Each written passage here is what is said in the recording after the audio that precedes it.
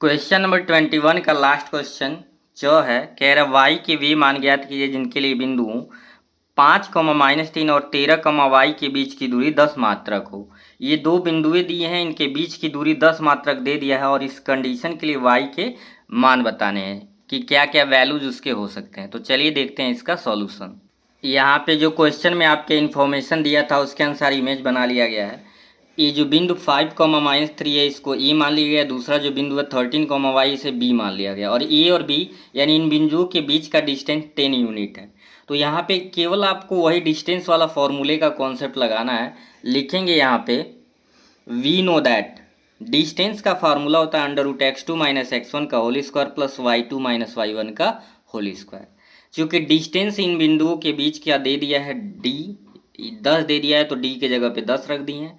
x2 की value 13 है तो 13 - x1 की वैल्यू 5 तो 13 - 5 का होल स्क्वायर प्लस y2 की वैल्यू y है, ये माइनस और ये -3 तो ये प्लस का 3 हो गया होल स्क्वायर। 13 से 5 घटाए तो क्या आ गया 8 आ गया। ठीक है, तो 8 का स्क्वायर और ए प्लस बी का होल स्क्वायर ए स्क्वायर प्लस बी स्क्वायर यानी ए की जगह पे वाई है तो वाई का स्क्वायर, बी की जगह पे 3 है तो 3 का स्क्वायर प्लस 2ab यानी 2 इंटू ए की जगह पे वाई, बी की जगह पे 3, 2 इंटू वाई इंटू 3, 2 गुणे वाई गुणे 3 10। अब क्या कर रहे हैं यहाँ पे, चूंकि इधर आपका क्या है, इधर आपका रूट है और इधर आपका रूट नहीं है तो रूट हटाने के लिए हम दोनों पक्षों का क्या कर दिए यहाँ पे वर्ग। आप यहाँ पे चाहें तो इस लाइन में आप लिख सकते हैं ये करने से पहले दोनों पक्षों का क्या करने पे वर्ग करने पे। तो दोनों पक्षों का स्क्वायर मतलब 10 का स्क्वायर है, पूरे रूट में जो भी वैल्यू है उसका स्क्वायर।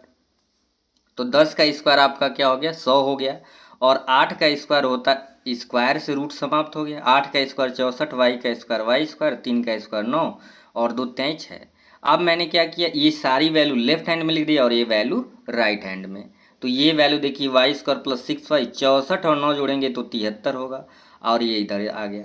ये प्लस है इधर आ गया, राइट से लेफ्ट में ले जाएंगे, साइड कोई भी चेंज होता है प्लस है तो माइनस, माइनस है तो प्लस, ये प्लस इधर गया माइनस हो गया। Y square plus 6y plus 73 minus 100 करेंगे, 100 में 73 तो माइनस 27।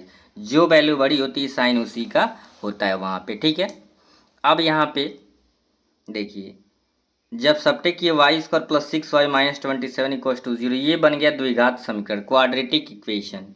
द्विघात समीकरण का ये नियम होता है कि मिडिल टर्म को स्प्लिट करके हम सॉल्व करते हैं। यहाँ पे 6y को 2 ऐसे पार्ट्स में तोड़ना है, क्योंकि वाई स्क्वायर का कोफिशिएंट 1 है, 1 का 27 में गुणा किए तो आ गया 27।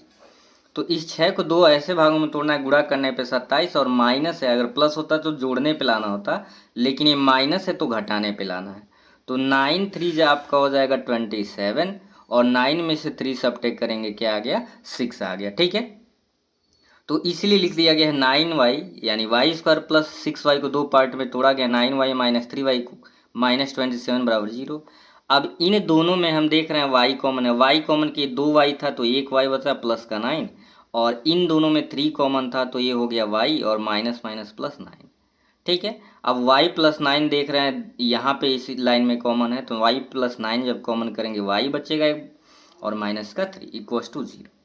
एक एक करके अब एक बार y प्लस 9 को 0 के बराबर लेंगे, एक बार y माइनस 3 को, तो y प्लस 9 बराबर 0 तो प्लस इधर आया माइनस 9 हो गया और फिर y माइनस 3 इक्वस टू 0 तो y की वैल्यू क्या आ गया 3। तो इस तरीके से जो कंडीशन दिया था उस कंडीशन के लिए y के दो वैल्यूज हो सकते हैं, y इक्वस टू एक माइनस 9 होगा, y इक्वस टू एक 3 होगा। Thank you.